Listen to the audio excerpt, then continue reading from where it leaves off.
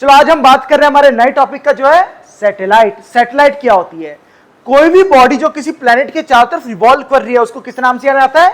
Satellite के नाम से जाना जाता है। कितने टाइप की? दो। कौन कौन सी? Natural, artificial. नेचुरल कौन सी? जो मैनमेड ना हो, जो हमें नेचर ने दी हो, जैसे हो गया हमारा मून, ये किस में आ गया? नेचुरल सैटेलाइट में। आर्टिफिशियल कौन सी? जो मैनमेड हो, जिसको हम लोगों ने बनाया हो, जैसे आर्यभट्ट वन, कल्पना चावला। हमने बहुत सारी सैटेलाइट का नाम था, इनसैट। ये सब क्या हमारी सैटेलाइट्स है जो किसने बनाई है? इंसानों ने बनाई है। तो उसको क्या बोल देते हैं हम? Artificial satellites. आर्टिफिशियल सैटेलाइट भी दो तरह की होती है। कौन कौन सी? एक होती है पोलर और एक होती है हमारी जियो स्टेशनरी। कौन कौन सी? Polar and geostationary. Polar satellite कौन सी? पोलर सैटेलाइट हमारी वो सैटेलाइट होती है जो पोलर ऑर्बिट के चारों तरफ घूमती है। पोलर ऑर्बिट जानते हो ना, नॉर्थ पोल और साउथ पोल वाली जो ऑर्बिट है हमारी। और दूसरा जियो स्टेशनरी, ये इक्वेटर के अलोंग रिवॉल्व करती है। हमें याद रखना है किसके अलोंग? इक्वेटर के अलोंग रिवॉल्व करती है। इनके बारे में हम और डिटेल में जानेंगे। अभी हम बेसिक समझ रहे हैं कि सैटेलाइट क्या होती है। मैंने बोला भाई सैटेलाइट हमारा वो बॉडी है जो किसी प्लैनेट के चारों तरफ रिवॉल्व कर रहा है। कितने टाइप के? दो टाइप के। कौन कौन से? Natural and artificial. नेचुरल कौन से? जो मैनमेड ना हो, जो हमें नेचर ने दिए। और आर्टिफिशियल कौन से? अच्छा, आर्टिफिशियल कितने टाइप के? कौन कौन से? बहुत बढ़िया, पोलर एंड जियो स्टेशनरी। अच्छा, पोलर कौन से? जो पोलर ऑर्बिट में रिवॉल्व कर रहे हो। पोलर ऑर्बिट कैसी? सपोज करो मेरी अर्थ है, अर्थ बना दी। ये हो गया north pole, south pole, east, west. अब मैंने बोला जो मेरी ऑर्बिट है इस तरह की, ये वाली जो मेरी ऑर्बिट है ये कौन सी कहलाएगी? Polar orbit. और जो ऑर्बिट मेरी ये वाली है, ये इक्वेटर ऑर्बिट, या फिर इसको क्या बोल सकते हैं? जियो स्टेशनरी ऑर्बिट। जो सैटेलाइट जियो स्टेशनरी ऑर्बिट पे होती है वो हमेशा क्या करती है? अर्थ के साथ रिवॉल्व करती है। हर वक्त कहां रहेगी? अर्थ के साथ। उनकी एंगुलर वेलोसिटी क्या होती है? Same as earth. जितनी अर्थ की एंगुलर वेलोसिटी उतनी उनकी। अच्छा, लीनियर वेलोसिटी क्या होगी इनकी? अर्थ के इक्वल, अर्थ से अलग, ज्यादा, कम? फैन का एग्जांपल से सोचो। फैन के जो विंग्स हैं उसका सबसे जो एज पोर्शन है उसकी वेलोसिटी ज्यादा होती है या जो सबसे पास वाला है? बेटा सबसे दूर जो होता है उसकी ज्यादा होती है ना। ऐसा क्यों होता है? उसको अपने साथ साथ मेंटेन करके चलना पड़ता है। रिवॉल्व कर रहा है तो उसको क्या है? अपना शेप फिक्स रखना पड़ेगा। अगर वो नीचे वाले की वेलोसिटी से चलेगा वो तो पीछे छूट जाएगा, क्योंकि इसको तो छोटा सा रिवॉल्व करना है और वो ज्यादा करना है। तो साथ में मेंटेन रखने के लिए साथ साथ रिवॉल्व हो रहा है, तो वेलोसिटी किसकी याद हुई? दूर वाले की। और इजी एग्जांपल सुनो, तुमने देखा है पिक्चरों में कि हमने एक डंडा लिया, उसको घुमा के दूसरे को मार रहे हैं। तो जब ऐसा होता है तो कोने से लगने पे ज्यादा चोट लगती है, पास में लगने से चोट लगती है? कोने से। ऐसा क्यों? क्योंकि उसकी स्पीड ज्यादा होती है, पास की स्पीड कम होती है। कभी भी देखना हीरो डंडा कहां से पकड़ेगा? कोने से कम पकड़ेगा, 20 से ज्यादा पकड़ेगा। 20 से क्यों पकड़ रहा है? कम लगेगी। और दूर से पकड़ेगा तो ज्यादा लगेगी। फिर दिखाना पड़ जाएगा पिक्चर में कि भाई दर्द हो रहा है, तो नहीं तो हीरो नहीं रहा ना फिर वो।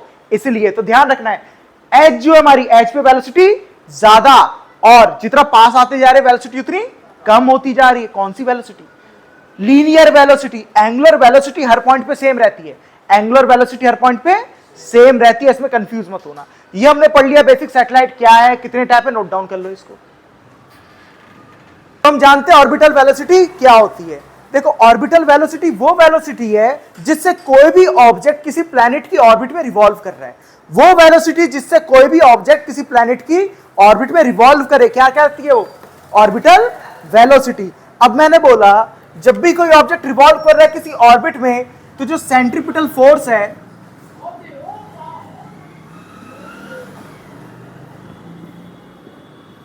वो किसके इक्वल होगी? ग्रेविटेशनल फोर्स के इक्वल होगी।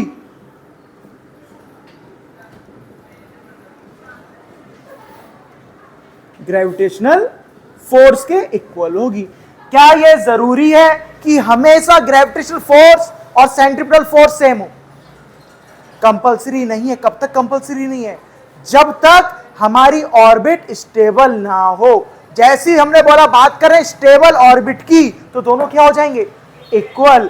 जो भी सैटेलाइट मूव करती है कैसी ऑर्बिट में? Stable, unstable? स्टेबल में करते हैं, इसलिए हम क्या लेके चलते हैं, दोनों को इक्वल लेके चलते हैं। अब मैंने बोला सेंट्रीपिटल फोर्स का फॉर्मूला क्या होता है,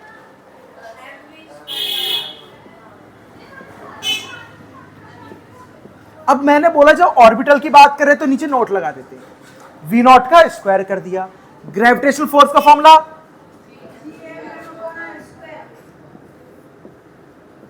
अच्छा एम से एम मेरे को निकालनी है, इसकी वैल्यू क्या, आर से आर स्क्वायर कट गया, तो मेरा वी नॉट का स्क्वायर कितना आ गया,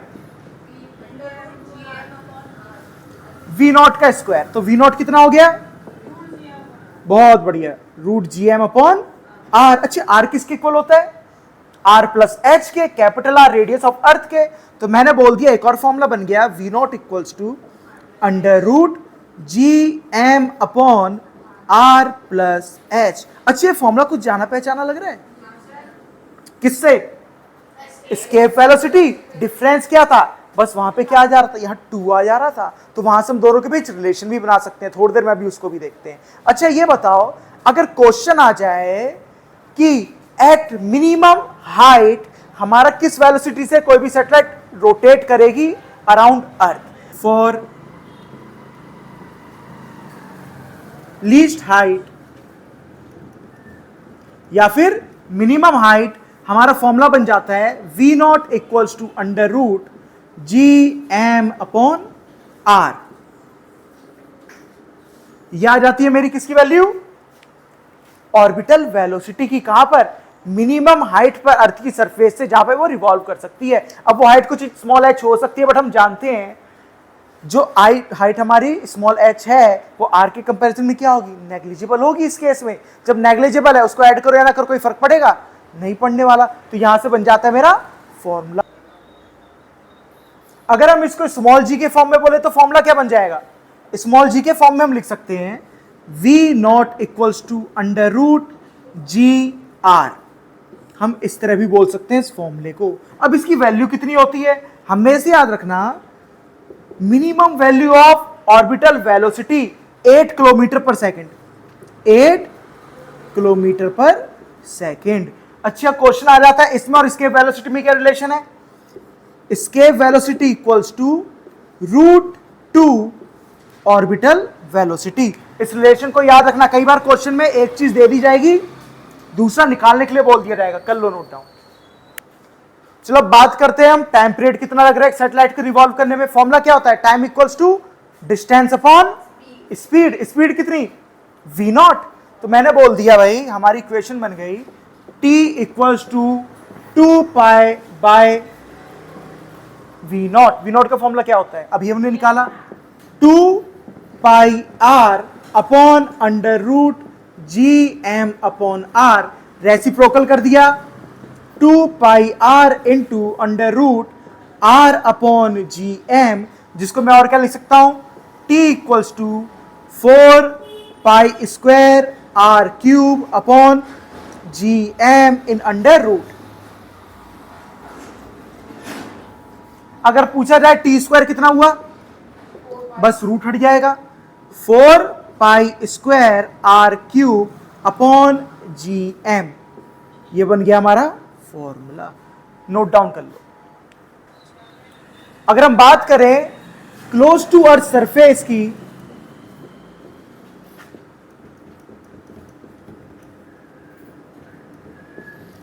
टी की वैल्यू क्या होगी, तो हमें मिल जाएगा टी इक्वल्स टू 1.4 आर या फिर 5063 सेकेंड। ध्यान रखना कई बार क्वेश्चन में क्लोज टू अर्थ सरफेस पूछ लिया जाता है। कल हमने बोला भाई एनर्जी ऑफ अ सैटेलाइट क्या होती है, एनर्जी ऑफ अ सैटेलाइट, किसी भी सैटेलाइट में 2 एनर्जी होती है, कौन कौन सी, काइनेटिक, पोटेंशियल। काइनेटिक का फॉर्मूला, तो मैंने बोला भाई काइनेटिक का तो हम फॉर्मूला जानते हैं,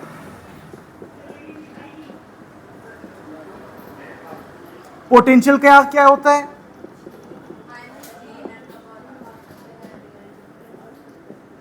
ये था हमारा formula minus G M upon R. अच्छा एक और चीज बताओ, क्या तुम्हें पता है एंगुलर मोमेंटम का फॉर्मूला क्या होता है,